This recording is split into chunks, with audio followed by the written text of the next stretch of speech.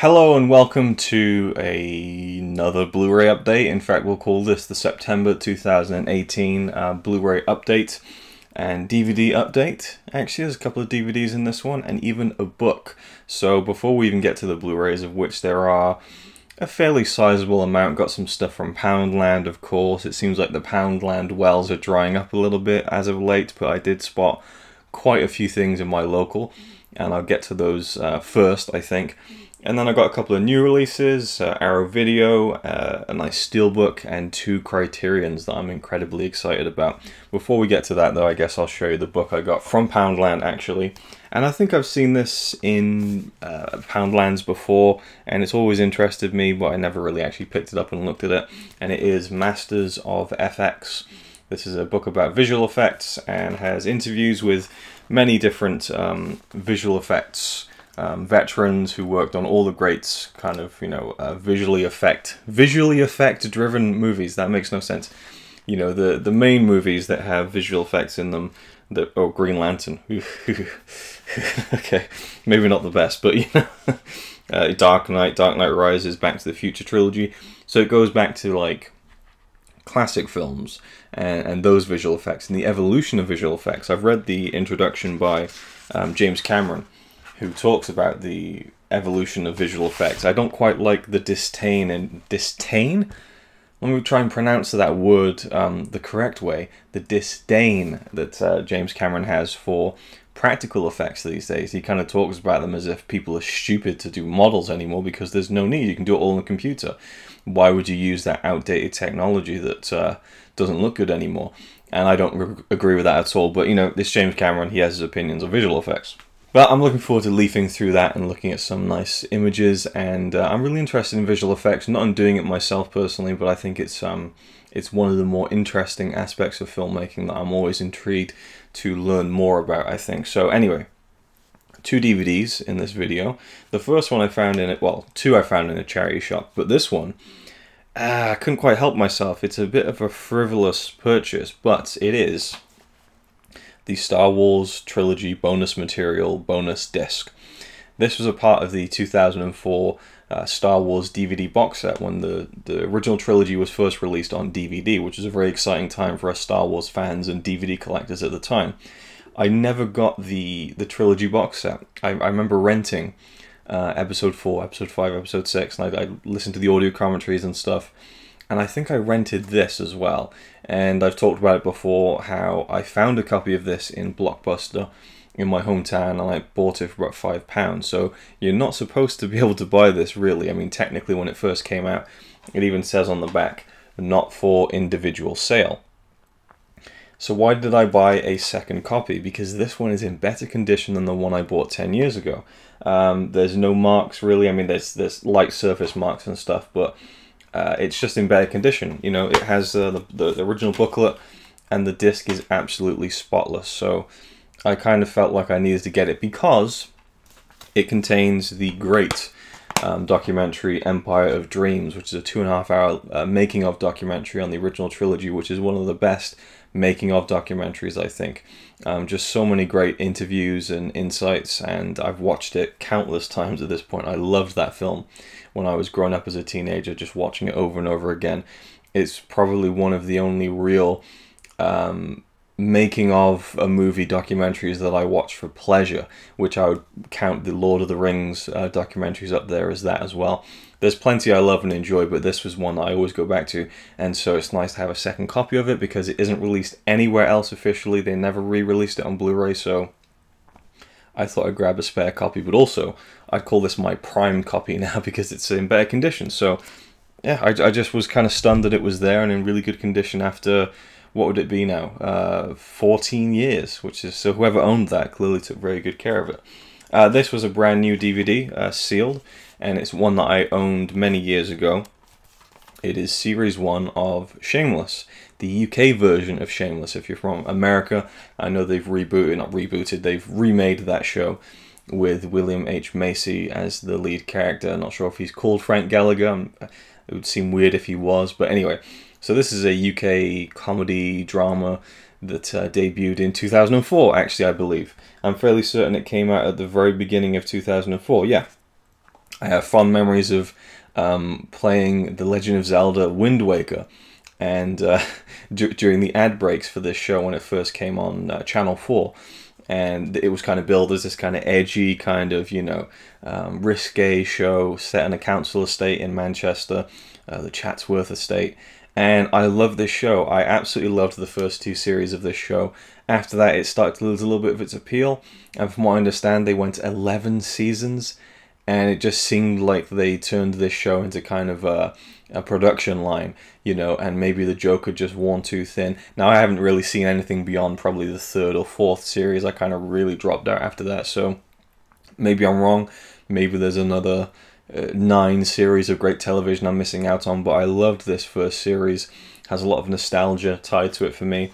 Has 2 discs with the entire first series, a booklet with the chapter listings, a couple of special features, but for the most part, it's just having the show. And I'm looking forward to kind of just dipping in and out of the Shameless world and seeing what it was like. Maybe it really won't hold up to what my memory has of this show, and it's really enjoyable. It's when I first became a fan of James McAvoy, who is one of my favorite actors. It all started with this show, and yeah, it's just a very likable show in the weirdest possible way, because a lot of the characters are completely dastardly, and you know, if you grew up in Britain, you'd probably find things in this show that you kind of recognize in people. Certainly, if you grew up in a rougher-ish area of Britain like I did. I certainly grew up in a very rough area in my early days, and so I kind of relate to a lot of the stuff that goes on in that show. Now we get onto some Blu-rays, and I've been talking for quite a while now, so I apologize. This is probably going to be a very long video. So, although I won't be like Daisuke Beppu and say this will be very brief, and then talks for 50 minutes. Which is great, of course, don't get me wrong. Now these, how many have we got here? 1, 2, 3, 4, 5, 6, 7, 8, 9, 10, 12 more Poundland Blu-rays. The sickness is not completely in check yet, unfortunately. Now, all of these, I believe, except for one, are replay titles. Let me just shuffle these around so I can show you what that means. So here's the first one. Did You Hear About the Morgans, starring Hugh Grant and Sarah Jessica Parker. I believe they play a couple who, you know, they're kind of a city couple, and they witness a murder, or they witness something bad, and they have to go into witness protection and live out in the country.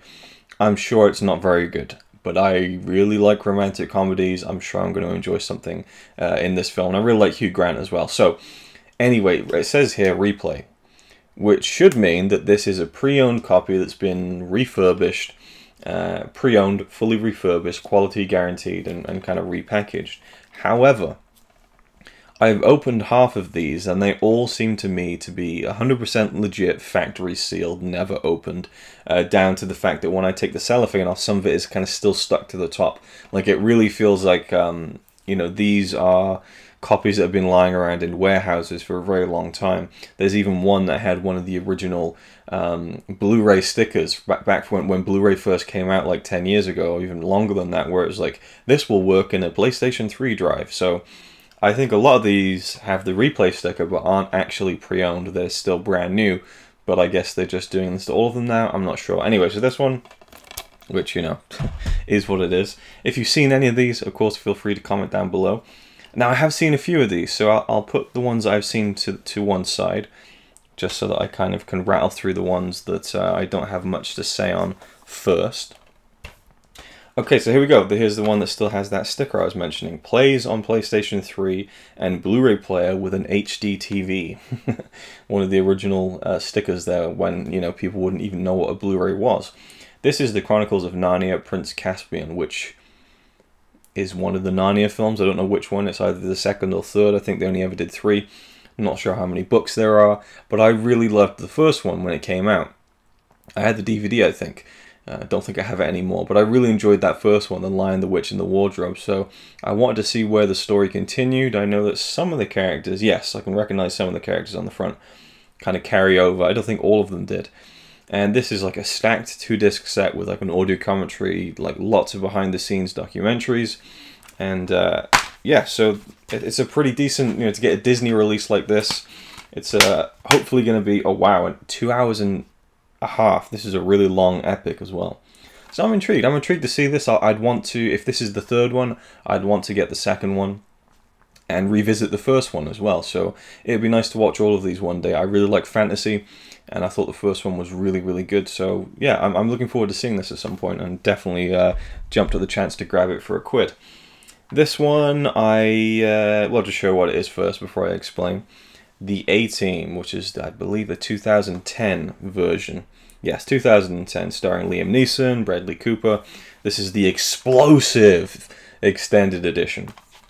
Hopefully it still has the theatrical cut, because I often find that most extended editions that are just like big studio movies are just laborious at times. They just throw in all these extra jokes that didn't make it to the final cut for a reason. So hopefully it does have, yeah, 2 versions of the film, original theatrical and explosive extended edition. Tons of special features, and this actually has one of those old digital copy discs. So this has the DVD, the Blu-ray, and the digital copy disc. But yeah, I never saw any of the original A-Team, so I've got no kind of prior knowledge, no expectations, but I have heard from people this is a pretty damn good and fun action film, so I'm all in on seeing it, and I'm quite a big fan of Liam Neeson. This one has a good cast. Purely based on that, I'm intrigued to see it. Oh, a really good cast. I didn't even realise that Brendan Gleeson is in this one. And Vera Farmiga as well, who I love. Oh wow, this is a really good cast. I might watch this fairly soon. Sooner than I would have thought. This is Safe House. Denzel Washington and Ryan Reynolds. I mean, the cover just shows you it's some kind of action-y thriller. I like those kinds of films, so I grabbed it. This is kind of just my ongoing fascination with the continual failure of Hollywood or filmmakers in general to adapt video games to the big screen. This is Max Payne, the harder cut, the explosive extended edition, the harder cut. That's just like, you know, does it have the soft cut? You know, there's a commentary on this and a making of featurette, parts 1 and 2. So this is probably an old film, yeah, 2008.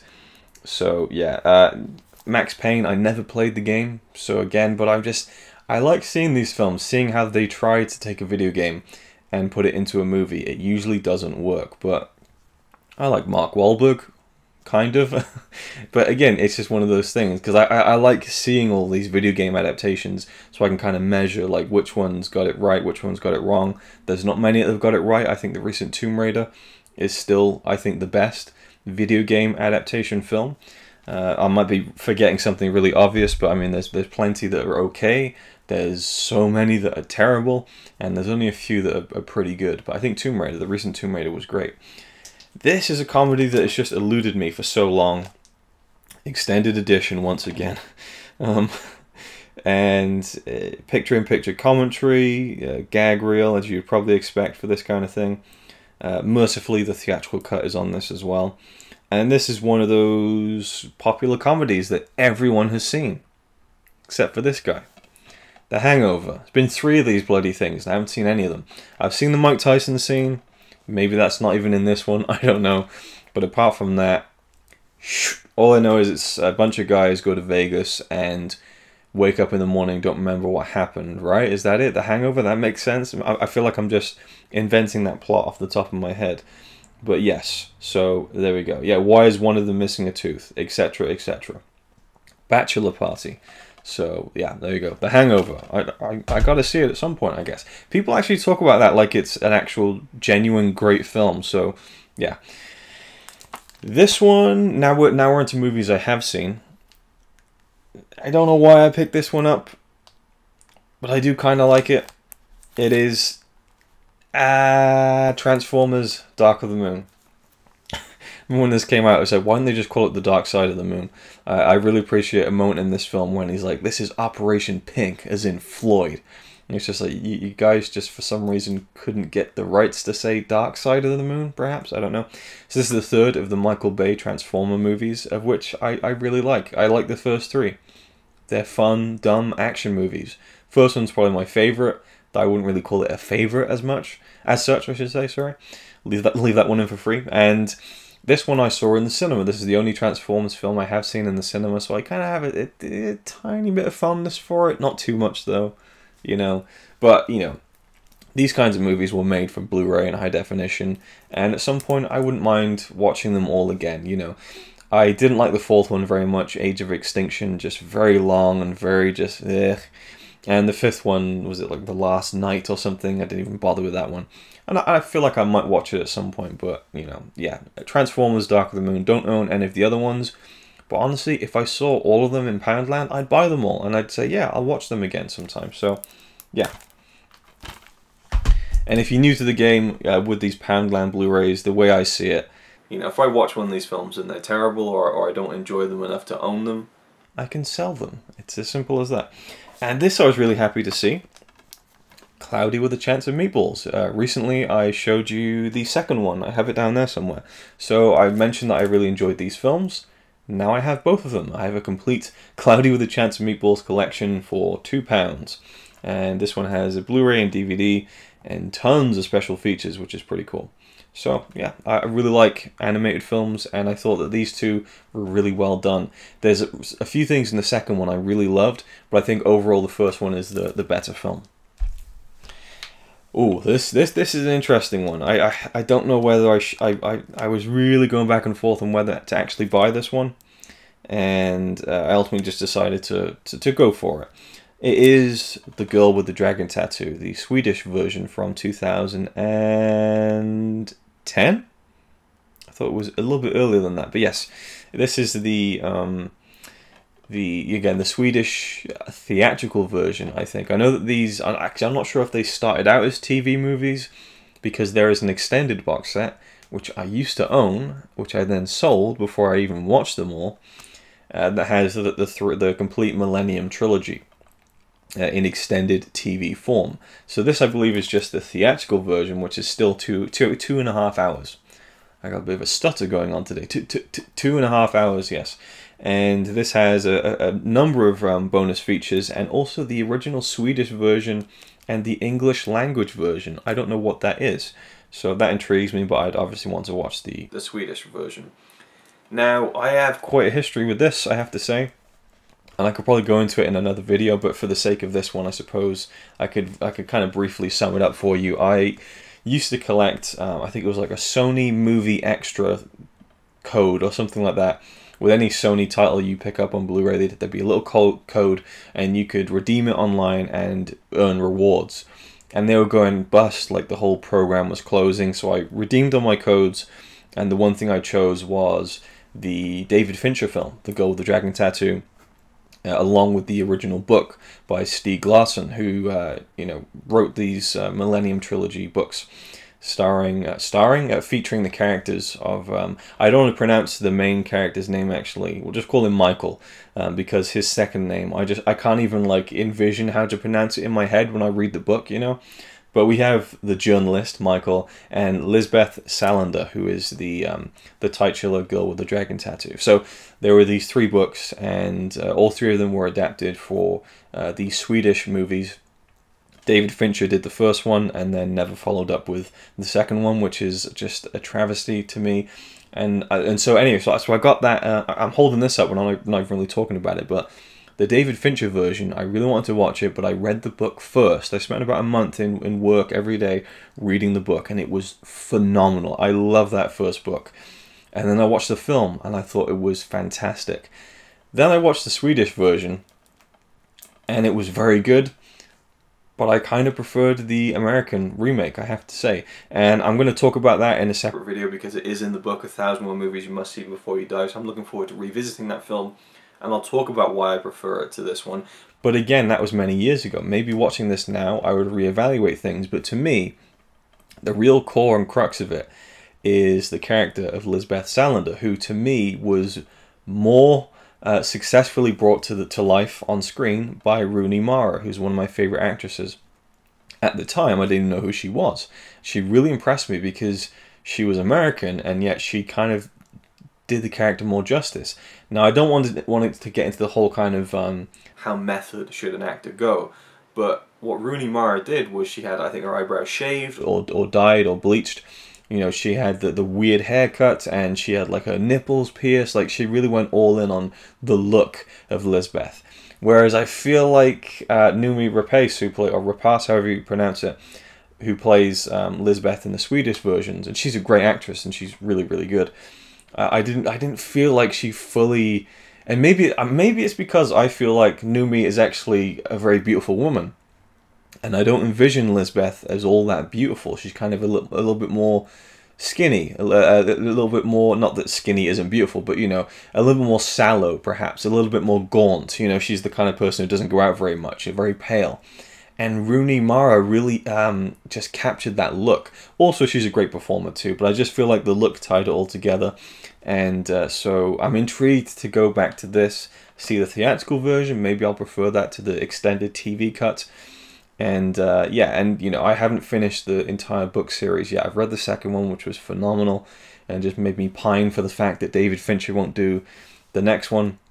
And now they're rebooting it with someone else, which I just... not looking forward to that.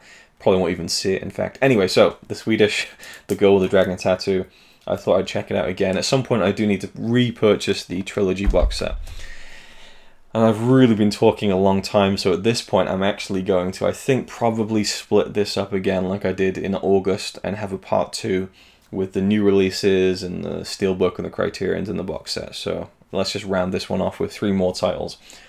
Very quickly, actually, I think, based on what they are. Ted. The Woman in Black. Dan in Real Life. So, thank you for watching. No, you know, I was just thinking about it. Some people's Blu-ray updates are very much like that. Just title. Another title. You know, nothing to say. Often I have nothing to say too, but at least I can kind of try to elaborate on why I picked it up. So Dan in Real Life, really, really good little comedy drama movie. I love Steve Carell. He's such a phenomenal actor. Sorry, I've had some dental work done recently, so I feel like I'm slurring my words a bit more than I should, so apologies for that. He's a phenomenal actor. I'll try to enunciate more clearly.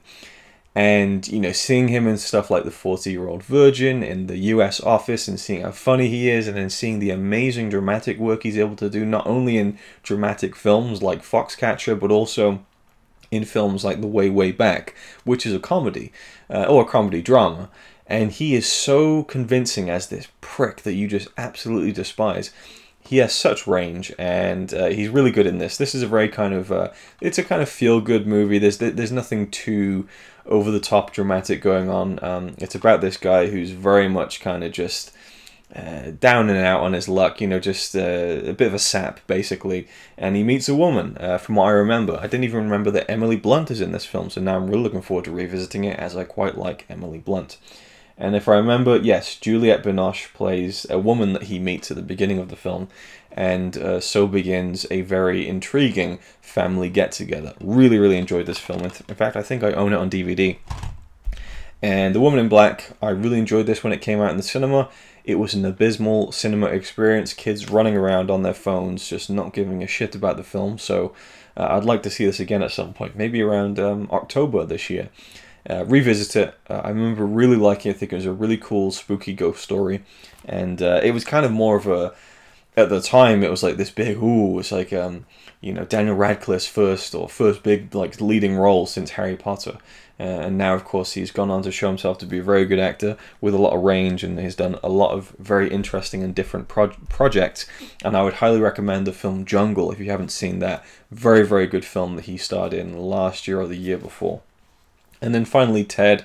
I really like this. I like Seth MacFarlane. I think that his animated work is a lot more interesting and well put together than his live action stuff, with the exception of this. I think this is a really good comedy film. I really like it, and it gave me quite a few laughs at the time. The second one I thought was just awful. And I think A Million Ways to Die in the West was just awful. I rarely say a film is bad, but I don't feel like Seth MacFarlane's live action stuff, especially when he's on camera, it just doesn't work for me. I love the guy, I really do, but whenever he's like in real life in front of a camera, it just doesn't seem to work for me. Logan Lucky, great film. He really stood out as a really bad part of it, so I don't know what it is, but in this one I did quite like Ted. And I'm looking forward to listening to the audio commentary with Seth MacFarlane. I think he's a really funny guy. I really like Seth MacFarlane, but I feel like everything he did after Ted, live action, movie wise, not for me. I know he's done a kind of a Star Trek-ish show recently, right? I'm not sure if it's like a comedy, sci-fi, space exploration show. Anyway, so and this of course is the extended edition with Ted's full-length glory. Yes. So there we go. That's part 1 of September 2018's Blu-ray pickups, and I'll see you in the next part for some more high-quality titles and some stuff I'm really looking forward to talking about. So I'll see you with that one. It's alright by me. Apart from the fact he throws cans of Carlin into a tree. Yeah, he's really cool. Yeah, he's really cool. But he's not quite as cool as you.